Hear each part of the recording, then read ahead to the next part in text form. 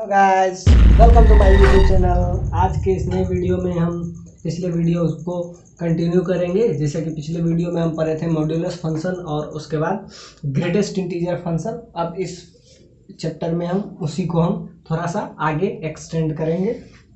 सो अब देखते हैं, that is greatest integer function भी देख चुके थे, थोड़ा सा इसका कुछ प्रॉपर्टीज़ देख रहे थे। जैसा कि हम इसका देखे थे प्रॉपर्टीज़,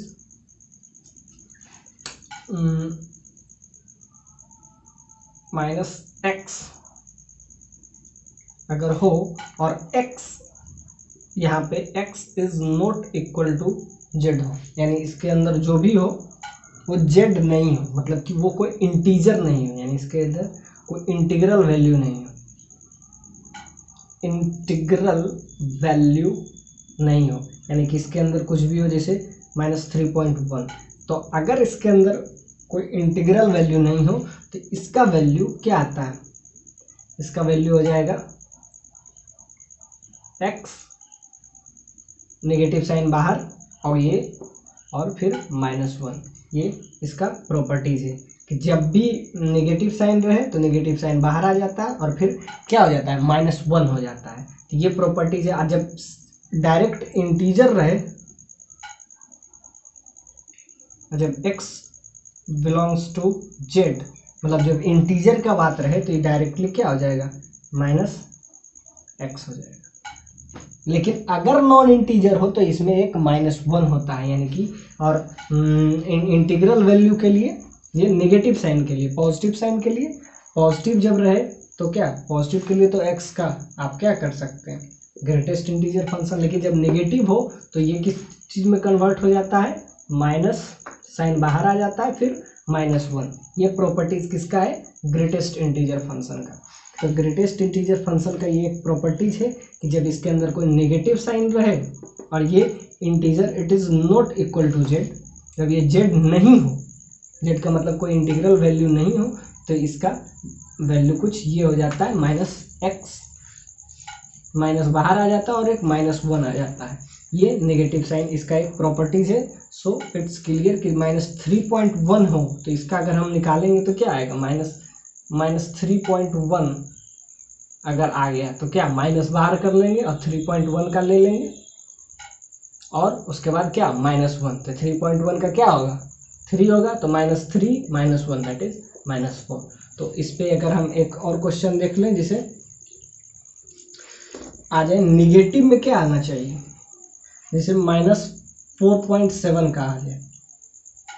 देखिए इसी प्रॉपर्टी से बनाएंगे, क्या करेंगे, माइनस को बाहर कर देंगे, माइनस को बाहर कर दिए, 4.7 का ले लेते हैं और उसके बाद -1। तो इसका तो हम जानते हैं 4.7 का 4 होता है, नाम ग्रेटेस्ट है, लेकिन इसका जो वैल्यू आता है वो हमेशा लिस्ट आता है, सिर्फ नाम ग्रेटेस्ट है।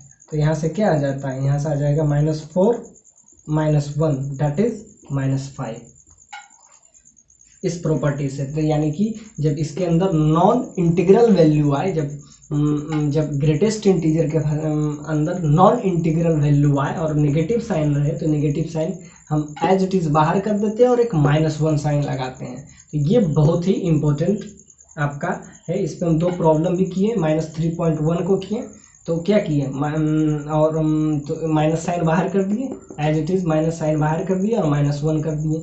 तो यहाँ से आपका क्या आ जाता है, इसका 3.1 का क्या हो जाता है, 3.1 का 3 हो जाता है, तो 3 और -1 दैट इज -4।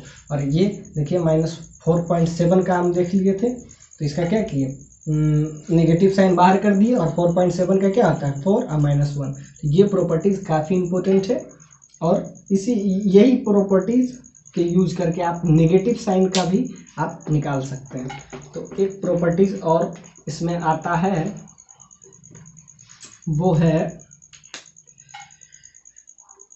इसके अंदर x हो और प्लस नेगेटिव साइन हो तो इसका वैल्यू 0 आता है। कब, जब x बिलोंग्स टू इंटीजर, यानी जब इसका वैल्यू इंटीजर हो तो ये 0 होता है, लेकिन अगर नॉन इंटीजर हो तो इसका वैल्यू -1 होता है। x is not equal to z, यानी जब इंटीजर हो तो इंटीजर हो तो क्या हो जाता है एक्स का एक्स, इंटीग्रल वैल्यू आ जाए तो क्या हो जाएगा एक्स का ये, और इसका क्या हो जाता है माइनस एक्स, माइनस बाहर आ जाएगा जब इंटीजर हो तो। जब नॉन इंटीजर हो, इंटीजर हो तो डायरेक्टली एक दूसरे को कैंसिल कर देगा तो जीरो हो जाएगा, लेकिन जब नॉन इंटीजर हो तो हम अभी तुरंत बताए थे नॉन इंटीजर का केस, इंटीग्रल में क्या हो जाता है ये दोनों आपस में बराबर हो जाएगा और ये एक दूसरे को कैंसिल करके ये जीरो को टेंड कर लेगा। लेकिन जब हम नॉन इंटीजर की बात करते हैं तो उसमें एक प्रॉपर्टीज लग जाता है माइनस एक्स, नेगेटिव साइन बाहर आ जाता है और फिर एक माइनस वन आ जाता है, जिससे ये कैंसिल हुआ तो आपका क्या आ जाएगा माइनस वन। तो यानी पिछला प्रॉपर्टीज आपको क्लियर होगा तो ये आपका क्लियर हो जाएगा। इसका प्रॉपर्टीज हम देख लिए, properties of this greatest integer function. और भी हम इसका कुछ एक प्रॉपर्टीज देख लेते हैं जो कि बहुत इम्पोर्टेंट है। एक तो हम देखेंगे कि अगर इसके अंदर नेगेटिव हो तो इसको किस चीज़ में कन्वर्ट करते हैं, जब x is not equal to Z हो, मतलब कोई इंटीग्रल वैल्यू नहीं होना चाहिए, इसका वैल्यू क्या आता है माइनस एक्स बाहर कर दिए और माइनस वन। तो ये इसका सबसे इम्पोर्टेंट है, इसी पे बेस्ड हम अभी देखे थे। और इसका एक और हम इस पे बेस्ड देखते हैं, एक ग्रेटेस्ट इंटीजर फंक्शन का आपका सबसे इम्पोर्टेंट एग्जाम्पल हम देख लिए। और हम इसके कुछ एक प्रॉपर्टीज और देखते हैं, x प्लस एन, जब इसका निकालना रहे तो हम इसको स्प्लिट कर सकते हैं, x का अलग प्लस n का अलग, और n अगर इंटीजर हो, n belongs to z, n अगर इंटीजर हो तो इसका वैल्यू डायरेक्टली n हो जाएगा, इसका क्या डायरेक्टली वैल्यू n हो जाएगा। तो कब, जब n इंटीजर हो, n is belongs to z, यानी n अगर z को टेंस कर रहा है तो आपका ये वैल्यू आता है। ये प्रॉपर्टीज आपका है क्या, प्रॉपर्टीज आप इसको थर्ड समझ सकते हैं, दो को हम अभी बता चुके हैं क्या, x प्लस n रहे और जब n बिलोंग्स टू z रहे, यानी n क्या हो, कोई इंटीग्रल वैल्यू हो तो इसका डायरेक्टली वैल्यू आप ऐसे ही लिख सकते हैं। कब, जब n इंटीजर हो, क्योंकि किसी भी इंटीजर का एक प्रॉपर्टी, ये आप क्लियर अगर हो गया तो याद रखिएगा, किसी भी इंटीजर का x के अंदर अगर इंटीजर हो, अगर x बिलोंग्स टू z हो तो इसका, अगर हम ग्रेटेस्ट इंटीजर फंक्शन लेते हैं तो इसका वैल्यू डायरेक्टली x हो जाता है। कब, जब x इंटीजर हो, यानी कि इंटीजर के केस में जब x, यहाँ से आप क्लियर हो जाएगा, x बिलोंग टू इंटीजर तो इसका वैल्यू डायरेक्टली x हो जाएगा।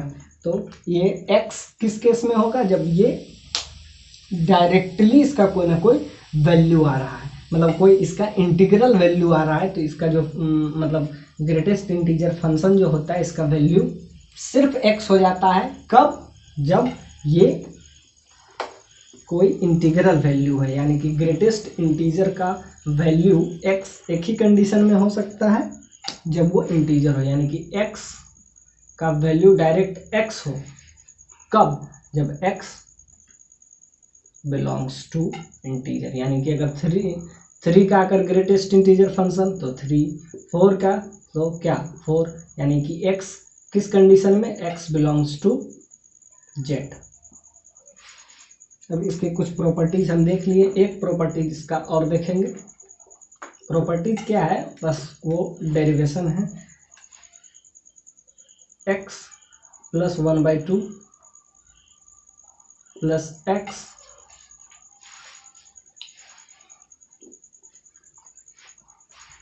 ये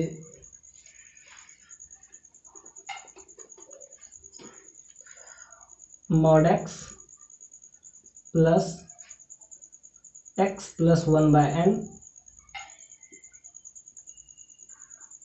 फिर हो जाएगा x plus 2/n,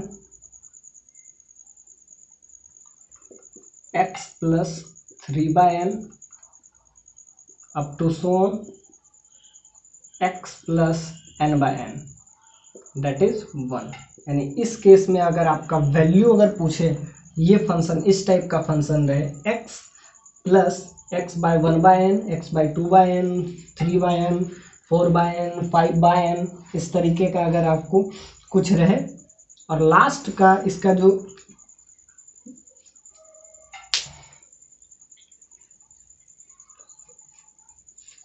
up to so on क्या इसका कुछ वैल्यू आ जाए x प्लस किस केस में, एक्चुअली में कुछ है नहीं, बस उसी का यूज है, x प्लस 4/n इस तरीके से so on up to so on, और लास्ट में जो फंक्शन रहे x प्लस n-1/n रहे। हम n/n लिखे थे लेकिन नहीं, n-1/n जब रहे इस कंडीशन, ये एक्सप्रेशन का वैल्यू डायरेक्ट आप nx लिख सकते हैं। अब ये लग रहा होगा किस तरीके से लिखें, कुछ नहीं है, n/n होता तब ये नहीं होता, मतलब कि सोचिए इसका जो वैल्यू है 1 2 3, इसका कुछ भी वैल्यू आएगा n से छोटा आएगा, और n से अगर छोटा आएगा आप सिंपली इसको आप डेराइव कर सकते हैं, कुछ भी नहीं है कि ये nx आ जाएगा। मतलब कब ये एक्सप्रेशन याद रखिए, x plus x/1/n, 2/n, 3/n up to so on n-1 ही होना चाहिए, यानी कि लास्ट जो होना चाहिए n-1। अब देखिए इसका वैल्यू डायरेक्ट nx क्यों हो जाता है, इसको हम डेराइव थोड़ा कर लेते हैं। अब इसका जो वैल्यू आएगा क्या आ जाएगा, x आएगा। अब देख लीजिए इसका वैल्यू क्या आ जाएगा, कुछ भी है, ये वाला हमेशा क्या 1 से छोटा आएगा, और 1 से छोटा आएगा तो इसका क्या हो जाएगा 0, और इसका क्या हो जाएगा, स्प्लिट हो जाता है दो का। अगर हमको ग्रेटेस्ट इंटीजर फंक्शन तो x का लेंगे फिर इसका लेंगे, इसका क्या हो जाएगा 0, फिर क्या यहाँ से आ जाएगा मॉड x, फिर यहाँ से क्या आ जाएगा, ये कुछ भी होगा 2/n इज लेस देन 1, 1 से हमेशा छोटा आएगा, 1 से अगर छोटा आएगा और 0 से बड़ा आएगा, तो 0-1 के बीच का अगर आपको ग्रेटेस्ट इंटीजर फंक्शन है तो उसका 0 होता है, एग्जैक्टली ये भी आ जाएगा मॉडुलस x। फिर अब ये 3/n ये भी 0 से बड़ा होगा, 1 से छोटा होगा, तो ये भी इसका ग्रेटेस्ट इंटीजर फंक्शन अगर लेंगे तो यहाँ से क्या आ जाएगा मॉड x। समझ रहे हैं ना, टोटल n टर्म आएगा इस तरीके का, टोटल n टर्म आएगा 1 से लेके n-1 तक, 1 से लेके n-1 तक, n-1 1 से लेके n-1 तक, और एक ये, तो टोटल n टर्म आया, तो ये क्या हो जाएगा nx हो गया डायरेक्ट। बहुत क्लियर है, nx या मॉडुलस, यानी कुछ भी नहीं है, ये इसका जो वैल्यू आएगा, जैसे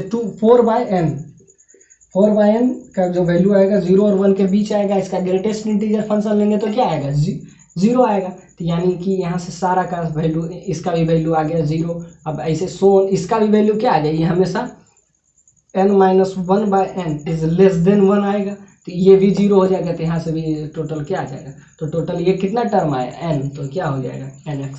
तो ये कुछ नया नहीं है, बस वही है। तो और अब इस पे बेस्ड हम कुछ प्रॉब्लम देखते हैं।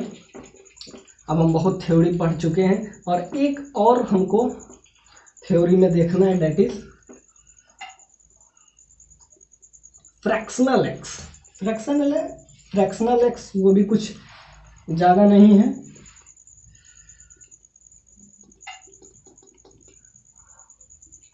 Fractional function. जब हम फ्रैक्शनल फंक्शन की बात करते हैं तो इसका अगर हम बेसिक बताएं तो y बराबर, इसको इस टाइप से डिनोट करते हैं, ये थोड़ा सा मिडिल वाला ब्रैकेट से इसको हम डिनोट करते हैं, ये आपका फ्रैक्शनल एक्स हुआ। और इसका जो वैल्यू आएगा x is always lies between, ये हमेशा 0 से बड़ा होता है लेकिन 1 से हमेशा छोटा है, यानी इसका जो वैल्यू आए वो क्या होता है 0 और 1 के बीच में ऑसिलेट करते रहता है, 0 इंक्लूडेड बट 1 एक्सक्लूडेड, यानी 0 और 1 के बीच में इसका ग्राफ क्या होता है झूलते रहता है। यानी इसका अगर आप बनाइएगा तो क्या आएगा, ये देखिए 0 1, फिर इसका 0 1, फिर 0 1 1 2 3 दिस इज 4, तो इसका ये, और ये हर इंटीजर पे क्या इसका अगर आप निकालिएगा तो ये कुछ ऐसा इस तरीके का इसका वैल्यू आता है, यानी कि इसका जो वैल्यू है यानी कि x ऑलवेज लाइज, इसका जो मतलब y का वैल्यू आएगा, x आप कुछ भी रखिए, y का वैल्यू इसका देखिए 0 और 1 के बीच में लाई करता है, यानी ये फ्रैक्शनल x है। इसका अगर आप ग्राफ बनाइएगा तो कुछ भी क्लियर है, इसका 0 और 1 के बीच में रहेगा और ये हर इंटीग्रल वैल्यू पे डिसकंटिन्यूस हो जाता है, यानी कि जहाँ देखिए यहाँ से तक ग्राफ सही है, उसके बाद फिर ये हो जाता है ये, तो इस तरीके का इसका ये ग्राफ बनता है, जो कि 0, इसका जो y का वैल्यू आता है मतलब इसका जो वैल्यू आता है वो 0 और 1 के बीच में लाई करते रहता है। x का आप कोई भी वैल्यू लीजिए, इसका y के मतलब फंक्शन का जो वैल्यू आता है वो किसके बीच में लाई करता है, y lies between 0 but less than 1, यानी कि इसका जो ग्राफ है 0 और 1 के बीच में ही लाई करता है। ये आपका क्या होगा, फ्रैक्शनल x। तो फ्रैक्शनल x का कुछ हम इसका प्रॉपर्टीज़ देख लेते हैं। इसका ग्राफ हम देख लिए, ये 0 और 1 के बीच में लाई करते रहता है। अब हम इसके ग्राफ देखेंगे, ग्राफ तो हम देख लिए, अब इसका कुछ प्रॉपर्टीज़ देखेंगे। एक्चुअली में अभी हम ग्रेटेस्ट इंटीजर फंक्शन पढ़े थे, तो x जो होता है, x is greatest integer function plus fractional x को ही हम नाम देते हैं x, यानी कि किसी का इंटीग्रल वैल्यू और उसका फ्रैक्शनल वैल्यू दोनों को ऐड करते हैं तो उसका x का वैल्यू आता है, यानी कि x is greatest integer function plus this is fractional. ये क्या हुआ, उसका इंटीग्रल पार्ट हुआ, इंटीग्रल पार्ट, ये हुआ उसका फ्रैक्शनल पार्ट। कोई भी अगर वैल्यू है तो उसका दो पार्ट होगा, ये तो पूरा इंटीग्रल या तो फंक्शनल। इसका वैल्यू क्या आता है, अभी हम कहे थे ये लाई करता है 0 से 1 के बीच में, इसका लाई करते रहता है। इसका कुछ भी आएगा, ग्रेटेस्ट नाम है, लेकिन इसका वैल्यू क्या आता है, हमेशा लिस्ट आता है। लिस्ट इसलिए आता है क्योंकि इसका जो फ्रैक्शनल पार्ट है वो इसमें काउंट हो जाता है, यानी कि अब हम फंक्शन दोनों को क्या कर लिए, दोनों को हम इस बार कंपोज कर लिए। x is this is greatest integer function GIF, greatest integer, ये क्या आपका हो जाएगा फ्रैक्शनल फंक्शन, फ्रैक्शनल फंक्शन। तो यानी कि दोनों का समेशन जो होता है किसी भी, तो ये आपका क्या शो करता है, ये इंटीग्रल पार्ट शो करता है और ये क्या शो करता है, फ्रैक्शनल पार्ट। तो ये दोनों में अगर हमको फ्रैक्शनल पार्ट और इंटीग्रल पार्ट्स में अगर रिलेशन चाहिए तो वो हम यहाँ से ले आएंगे। कहाँ से लाएंगे, अगर हमको किसी का ये पता हो तो ये निकाल लेंगे, ये पता हो तो ये निकाल लेंगे। तो ये आपका दोनों का कॉम्बिनेशन है, क्या, ग्रेटेस्ट इंटीजर फंक्शन और फ्रैक्शनल फंक्शन। और इसका हम कुछ प्रॉपर्टीज देखेंगे, उसके बेस्ड हम फिर प्रॉब्लम देखेंगे। थोड़ा सा इसका हम अभी देख लिए थे, अब इसमें थोड़ा फ्रैक्शनल पार्ट का एनालिटिकल, जैसे 3.45 है। अब इसमें पूछेगा कि इसका फ्रैक्शनल पार्ट क्या है, तो एज इट इज आपको पता चल रहा है कि यहाँ से इसका फ्रैक्शनल पार्ट क्या होगा, इसका इंटीग्रल पार्ट क्या हुआ, इंटीग्रल पार्ट यानी GIF, इंटीग्रल पार्ट इसका आ जाएगा 3 और इसका फ्रैक्शनल पार्ट आ जाएगा 4.5। और यही अगर आपका निगेटिव साइन में पूछ दे तो 3.45, अगर इसमें अगर आपको पूछ दे कि इसका फ्रैक्शनल पार्ट क्या है, 3.45 में नेगेटिव साइन लगा दी, इसका आपको क्या पूछते हैं, यानी इसका पूछ दे आपका फ्रैक्शनल पार्ट, ये तो ग्रेटेस्ट इंटीजर का हम डिनोशन दे रहे हैं, ये आपका पूछ दे -3.45, इसका आपका फ्रैक्शनल पार्ट पूछ दे, तो आपको दिखने में तो लग रहा है कि इसका क्या हो जाएगा 4.5, लेकिन ये गलत है। इसका अगर फ्रैक्शनल पार्ट पूछे तो इसमें हमको क्या करना पड़ता है, -3.45, इसको पहले पॉजिटिव बनाना पड़ता है। इसको पहले पॉजिटिव बनाने के लिए 4 से ऐड कर देंगे। इसको हमको पहले पॉजिटिव बनाना है, उसके बाद फ्रैक्शनल पार्ट हम ढूंढेंगे। इसको पॉजिटिव बनाने के लिए हमको अगर 4 से डायरेक्टली यहाँ से आ जाएगा आपका 2.5, तो यहाँ से 2.5 जो आ रहा है वो इसका क्या आ गया, फ्रैक्शनल वैल्यू। यानी कि आप कभी भी किसी का निगेटिव में फ्रैक्शनल पार्ट नहीं निकाल सकते। अगर इसका फ्रैक्शनल पार्ट आपसे पूछे तो इसको पहले आप पॉजिटिव बनाइए, और पॉजिटिव बनाने के बाद जो बच जाता है वो आपका क्या आ गया, जैसे 4 में ये गया तो क्या बचेगा 0.25, तो 0.25 जो इसका आ जाएगा, सॉरी 0.25 कहाँ से आएगा, यहाँ से आ जाएगा,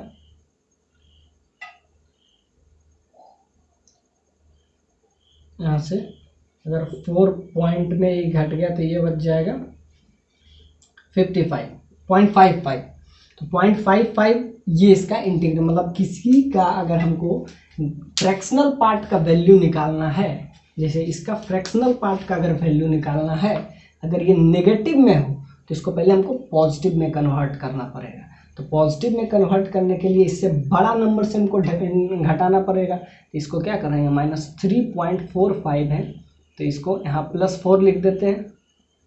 इसको पहले पॉजिटिव में कन्वर्ट करना पड़ेगा, तो यहाँ से आपका आ जाएगा 0.55, तो ये आपका क्या आ जाता है, इसका ये आपका आ जाता है इसका फ्रैक्शनल, मतलब कि आप नेगेटिव में किसी का फ्रैक्शनल वैल्यू आप नहीं निकाल सकते हैं, उसके लिए पहले पॉजिटिव में कन्वर्ट करना पड़ेगा।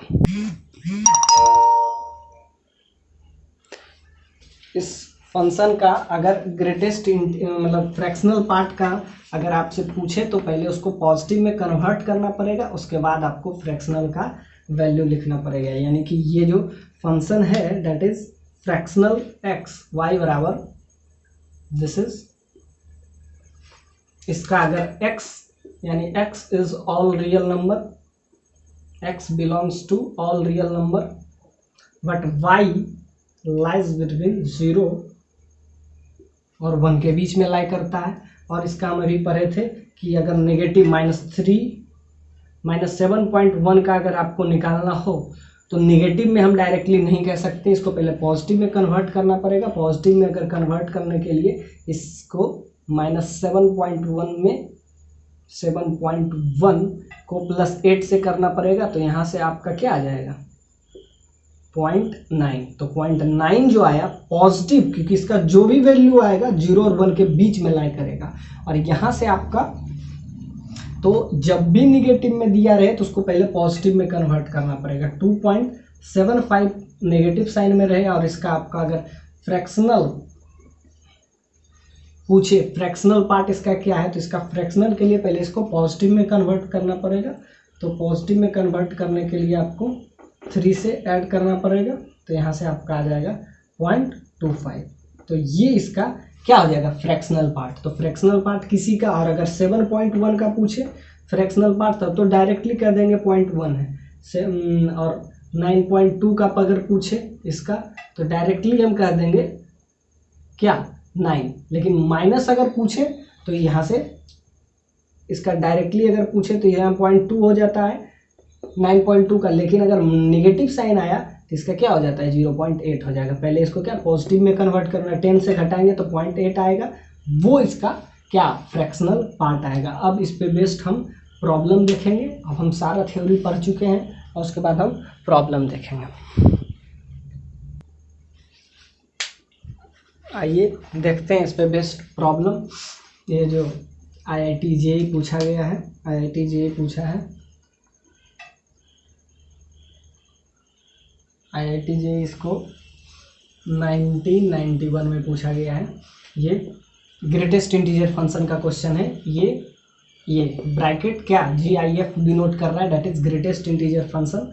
अब इसका हमको वैल्यू निकालना है fx का, और इसमें क्या दिया हुआ f π/2 दैट इज -1, f -1 π/4 पे ये, यानी इससे हमको पहले fx निकालना है। और fx निकलेगा उसमें हम π/2 पुट करेंगे, या तो -1 आ रहा है, 1 आ रहा है, या कुछ भी आ रहा है, π/4 पे 2 आ रहा है, ये हमको चेक करना है। तो पहले हमको क्या चाहिए इसमें fx।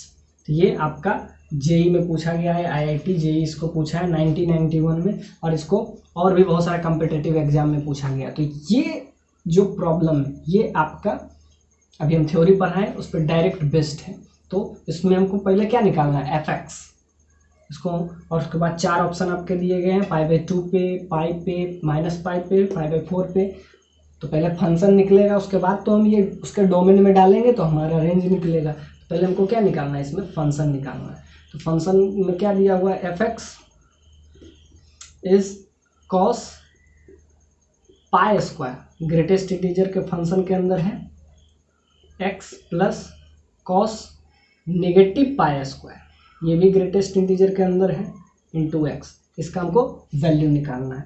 जैसा कि पाई स्क्वायर का अगर वैल्यू निकालिएगा, पाई का वैल्यू क्या होता है 3.14, इसका अगर आप स्क्वायर करते हैं तो इसका वैल्यू करीब करीब आ जाएगा 9 पॉइंट समथिंग आएगा। तो इसका अगर हमको 9 पॉइंट कुछ भी समथिंग आएगा, ये बहुत क्लियर है।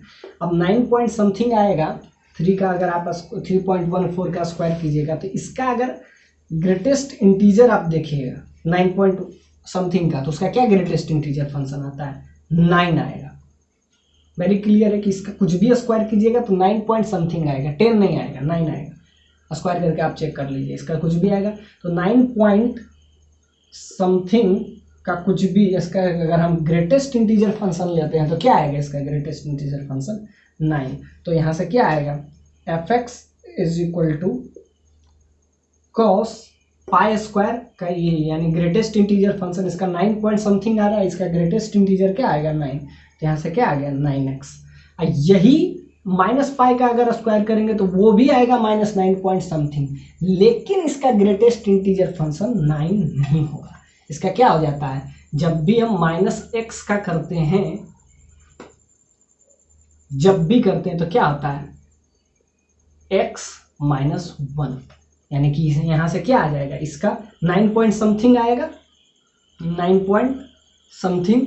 तो ये हमको क्या निकालना है, 9 पॉइंट समथिंग नेगेटिव है, इसका कुछ भी इधर आएगा, इसका हमको क्या निकालना है, ग्रेटेस्ट इंटीजर फंक्शन। तो पहले क्या करते हैं, इसमें माइनस साइन बाहर कर देते हैं और 9 पॉइंट समथिंग का कर लेते हैं, और उसके बाद -1, एक इसमें -1 भी आता है। तो इसका क्या हो जाएगा, 9 पॉइंट समथिंग का क्या हो जाता है 9, तो यहाँ से क्या आ जाता है -9, और एक इसका -1, दैट इज यहाँ से क्या आ जाएगा -10। यानी इस केस में क्या हो जाएगा, इस केस में आ जाएगा -10। तो कॉस के अंदर cos -x, that is cos x, यानी कोई फर्क नहीं पड़ेगा। तो यहाँ से क्या आ जाएगा कॉस 10x। क्यों 10 हुआ, इसमें 9 क्यों हुआ, इसमें 9 पॉइंट समथिंग है, तो ये क्या आ जाता है, -x जब रहता है तो -x बाहर आ जाता है और -1 आ जाता है। तो यहाँ से 9 पॉइंट समथिंग का क्या हुआ 9, यहाँ से क्या आ गया 10, तो -10 आ गया। तो यहाँ से आपका ये फंक्शन का वैल्यू आ गया। अब फंक्शन का वैल्यू आ गया मतलब हमारा रिजल्ट आ गया। f ऑफ π/2 अब पुट करेंगे, तो f ऑफ π/2 अगर हम इसमें पुट करते हैं, फंक्शन क्या आया, फंक्शन ये आया cos 9x, इसका ये वाला 9x वाला पार्ट आया, और क्या आया, ये यहाँ से 10 आ गया। तो यहाँ से 10 रखें तो cos -x तो cos x हो जाता है। तो यहाँ से क्या आ जाता है, फंक्शन आपका क्या आ रहा है cos 9x प्लस 10 है। अब इसमें हम चारों ऑप्शन पुट करेंगे और आ जाएगा। अब इसमें हम क्या π/2 जब पुट करते हैं तो cos π/2, फंक्शन में π/2 डालते हैं तो cos यहाँ से क्या आ जाता है cos 9 इंटू π/2, यहाँ से आ जाएगा आपका 9 π/2, और यहाँ से क्या आ जाएगा cos 2π, π/2 रखेंगे तो यहाँ से आ जाएगा 5π। तो यहाँ से आपका अगर वैल्यू देख रहे हैं तो cos यहाँ से आपका ये cos π/2 के ऑड मल्टीपल में हमेशा 0 होता है। तो ये आपका 0 और ये कुछ भी आएगा -1 आएगा। तो आपका ऑप्शन पहला यही है। और वैसे आप सारा ऑप्शन चेक कर लेते हैं, ये मल्टीपल चॉइस है, लेकिन आपको एक ही ऑप्शन मिलेगा π/2 पे इसका वैल्यू क्या आ जाता है -1। सो ये आपका जेई में पूछा गया, बहुत इंपॉर्टेंट क्वेश्चन था। इसमें क्या कंसेप्ट लगाएं, एक में आ रहा था 9 पॉइंट समथिंग तो उसका डायरेक्टली 9 लिख दी, 9 पॉइंट निगेटिव आ रहा था तो निगेटिव का क्या होता है, माइनस साइन आता है और -1 हो जाता है, सो ये -9 नहीं -10 हो जाएगा। तो एक्चुअली माइनस ये ऑब्जॉर्व कर लेता है तो यहाँ 10 आ जाएगा। यहाँ से आपका π/2 रखते हैं तो यहाँ से क्या ऑड मल्टीपल में, कॉस ऑड मल्टीपल में ये 0 आएगा और ये -1, तो ओवरऑल क्या आएगा -1, आपका पहला ऑप्शन ही है। तो और देखते हैं इस पे बेस्ट प्रॉब्लम, आई थिंक आपको समझ में आया। आइए इस प्रॉब्लम को देखते हैं। ये IIT JEE जो कि 1995 में ये क्वेश्चन पूछा है, इसका आपको वैल्यू दिया हुआ है, इसमें क्वेश्चन में दे दिया है कि ये GIF को डिनोट कर रहा है, यानी कि ये जो है ग्रेटेस्ट इंटीजर फंक्शन है और इसका आपको वैल्यू पूछा है। ऑप्शन भी कुछ दिया गया है, ऑप्शन आपका दिया है 49, 50, 48 और 51, 4 ऑप्शन आपको इसमें दिया गया है कि वैल्यू क्या है इसका आपको निकालना है। जैसा कि हम अभी पिछले थ्योरी में पढ़े थे, इसका वैल्यू डायरेक्ट nx हो जाता है, डायरेक्ट nx हो जाता है। इसमें क्या है 1/2 कॉमन है, यहाँ से क्या 1, 2, 3 से लेके 99, यानी यहाँ से लेके 99 टर्म है, वहाँ से लेके तो यहाँ से लेके कितना हुआ टोटल n टर्म है। तो इसमें क्या करते थे डायरेक्टली हम, अगर हम थ्योरी समझे होंगे तो डायरेक्टली इसका हम डायरेक्टली वैल्यू क्या लिख देंगे nx, वेयर n क्या है 1 से लेके 99 तक, n-1, ये 1 से लेके 99 तक कितना टर्म हुआ 99 और एक ये 1 से लेके 99 तक 99 और एक ये टोटल कितना हुआ 100। तो n का वैल्यू यहाँ से क्या आया 100। x यहाँ क्या डिनोट कर रहा है, x ऐसे अभी पढ़े थे ना, x plus mod x 1/n, x plus 2/n up to so on x plus n-1/n। इसका ग्रेटेस्ट इंटीजर फंक्शन का वैल्यू क्या होता था nx डायरेक्टली हो जाता था। और x क्या यहाँ पे है, कोई भी x belongs to real number, कोई भी रियल नंबर है, तो ये 1/2 भी कोई रियल नंबर, इसका डायरेक्ट वैल्यू क्या होता है n का। अब n 1 से शुरू हो रहा है और 99 तक, यहाँ तक 99, एक ये 100 टर्म, तो यहाँ n का वैल्यू क्या आया, n बराबर यहाँ से क्या आया 100, टोटल 100 टर्म है तो n, और x का वैल्यू क्या है 1/2 यहाँ से, ये आपका रेफरेंस है, इसमें 1/2 आप रखिएगा तो डायरेक्ट ये 50 आ जाएगा। अब 50 का ग्रेटेस्ट इंटीजर फंक्शन डायरेक्ट 50 आ गया। सो ऑप्शन थर्ड, ये आपका सेकेंड ऑप्शन था, तो second option is the right answer. So ये आपका IIT JEE जो कि 1995 में पूछा गया क्वेश्चन है। So it's very flat and clear question. और देखते हैं इस पे बेस्ट प्रॉब्लम। आइए देखते हैं नया function, that is logarithmic function.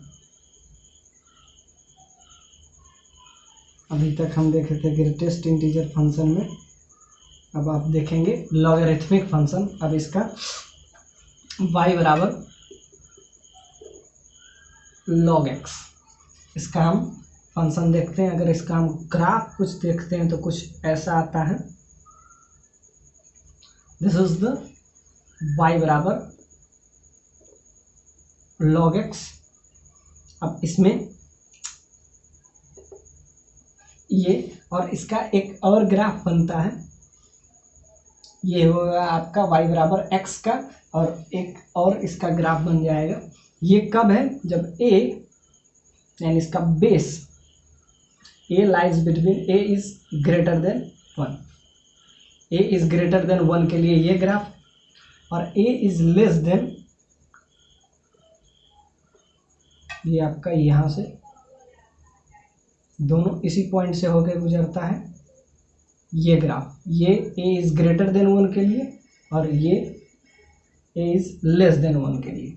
मतलब ये समझिए कि 0 और 1 के बीच में लाई करे, तो उसका ग्राफ कुछ ये बनेगा। यानी लॉग का जो वैल्यू है, यानी जो ग्राफ है लॉग दोनों का अलग अलग बनाते हैं।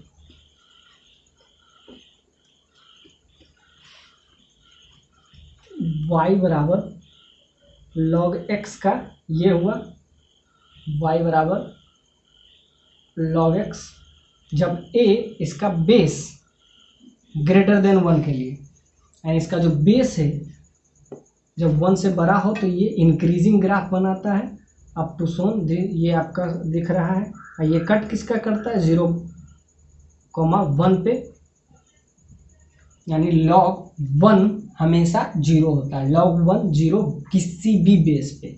ये वैल्यू आ गया, देखिए ये आपका ग्राफ कुछ बन गया।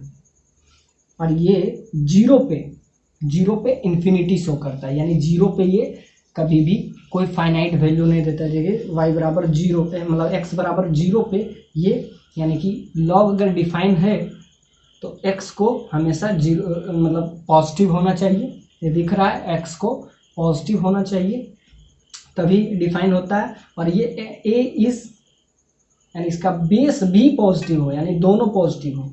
इसका बेस a इज पॉजिटिव, 1 से बड़ा है तो पॉजिटिव है, वो a भी पॉजिटिव हो x भी, यानी बेस भी और पावर भी। और जब ये 1 से बड़ा हो तो उसके लिए ये ग्राफ है, इंक्रीजिंग ग्राफ है। जब 0 और 1 के बीच में लाई करता है तो ये ग्राफ बनता है, ये डिक्रीजिंग ग्राफ बनता है। ये आपका डिक्रीजिंग ग्राफ है, डिक्रीजिंग। ये आपका इंक्रीजिंग। कब? जब ये a इज ग्रेटर देन 1 के लिए और ये a लाइज बिटवीन 0 to 1, यानी कि log डिफाइन कब होता है, इसका बेस यानी x इज पॉजिटिव और इसका बेस यहाँ a है, a इज पॉजिटिव, यानी दोनों पॉजिटिव हो तब log डिफाइन होता है। और log अगर a से बड़ा हो, जब x मतलब जब बेस 1 से बड़ा हो तो इंक्रीजिंग और 1 से छोटा हो तो डिक्रीजिंग। और log 1 हमेशा 0 होता है, वो किसी भी बेस पे, चाहे वो 1 से बड़ा हो या 1 से छोटा। यहाँ देखिए 0,1 पे ही कट कर रहा है, तो ये log का आपका प्रॉपर्टीज है। log डिफाइन कब होता है, पॉजिटिव वैल्यू के लिए डिफाइन होता है। और log का जो वैल्यू आता है वो पॉजिटिव भी हो सकता है, एक्स एक्सिस के ऊपर है तो पॉजिटिव, नीचे है तो नेगेटिव, यानी इसका वैल्यू पॉजिटिव नेगेटिव दोनों होता है। पॉजिटिव का केस है a 1 से बड़ा हो और x भी 1 से बड़ा हो, तब जो log का वैल्यू आता है वो पॉजिटिव आता है। कब? जब a 1 से बड़ा हो और x भी 1 से बड़ा हो। तो देखिए x से हमेशा बड़ा आ रहा है ना, x एक्सिस से हमेशा ऊपर, ये a से बड़ा है, a इज ग्रेटर देन 1, और 1 से बड़ा अगर x का भी वैल्यू रखें तो भी। और एक और कंडीशन है, a लाइज बिटवीन 0 to 1 तब, और x लाइज बिटवीन 0 to 1, यानी कि या तो 1 से बड़ा हो या ये दोनों के बीच में लाई करे, तो इसका जो वैल्यू आता है वो क्या आता है, पॉजिटिव आता है। किस केस में? a इज ग्रेटर देन 1 पे और 0 और 1 के बीच में लाई करता है तो भी लॉगरिथमिक का ग्राफ कुछ ऐसा बनता है, इंक्रीजिंग कम बनता है a इज ग्रेटर देन 1 के लिए, और डिक्रीजिंग कम बनता है 0 और 1 के बीच में जब लाई करता है तो ये डिक्रीजिंग ग्राफ बनता है। तो आई होप आपको ये क्लियर हो गया होगा। दिस इज लॉगरिथमिक फंक्शन, ये पॉजिटिव के लिए डिफाइन होता है, x इज ग्रेटर देन, यानी पावर बेस दोनों पॉजिटिव हो। y पॉजिटिव कब आता है, 1 a इज ग्रेटर देन 1 और x इज ग्रेटर देन 1। और दूसरा क्या केस है, a 0 और 1 के बीच में लाई करे और x भी 0 और 1 के बीच में लाई करे तब पॉजिटिव, बाकी हर केस में निगेटिव। तो ये आपका लॉगरिथमिक फंक्शन हुआ। और लास्ट एक फंक्शन क्या है आपका, एक्सपोनेंशियल फंक्शन। उसके बाद हम इसका पीरियड कुछ देखेंगे और अभी हम कुछ प्रॉब्लम देखेंगे अगले सेशन में जो डोमेन और रेंज पे हम एक्सपोनेंशियल फंक्शन। y बराबर इसको ex से डिफाइन करते हैं, तो इसका कुछ ग्राफ ऐसे बनता है, y बराबर ex का, और यही इसका ग्राफ निगेटिव साइन में बनता है। y बराबर ex का ये है ग्राफ, कैसे बना है, y बराबर ex, यानी ये एक्सपोनेंशियल जो फंक्शन होता है वो ऑलवेज पॉजिटिव होता है, यानी इसका जो भी वैल्यू आए ये ऑलवेज पॉजिटिव, यानी एक्स एक्सिस से हमेशा ऊपर आता है, यानी exponential function is always positive.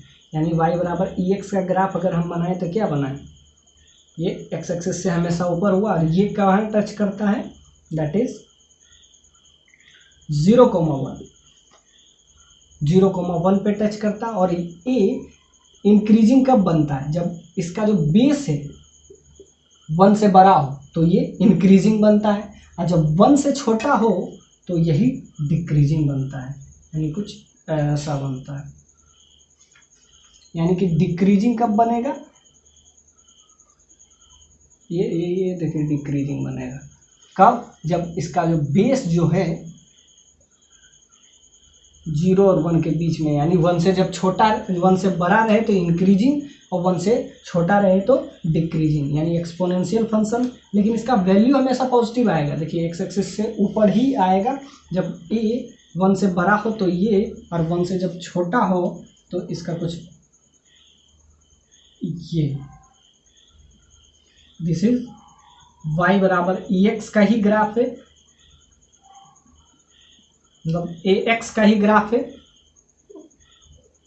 ax का जब a 1 से बड़ा हो तो इंक्रीजिंग, और जब 1 से छोटा हो तो डिक्रीजिंग। यानी कि हम दो फंक्शन अभी पढ़े, एक्सपोनेंशियल फंक्शन और लॉगरिथमिक फंक्शन, तो दोनों का हम ग्राफ भी देखें, क्या क्या देखें, जब 1 से बड़ा हो तो इंक्रीजिंग, और 1 से जब छोटा हो तो ये डिक्रीजिंग ग्राफ शो करता है। यानी कि y बराबर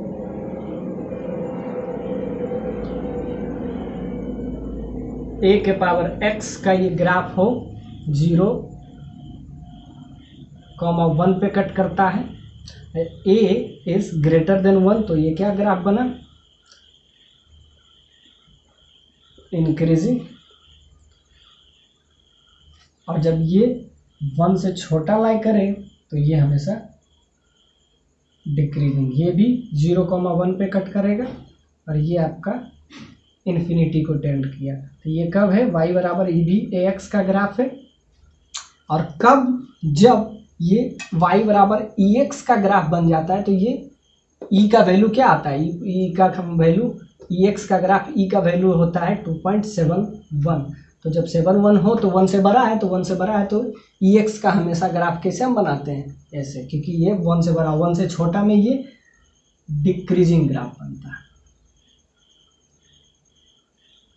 डिक्रीजिंग ग्राफ बनता है।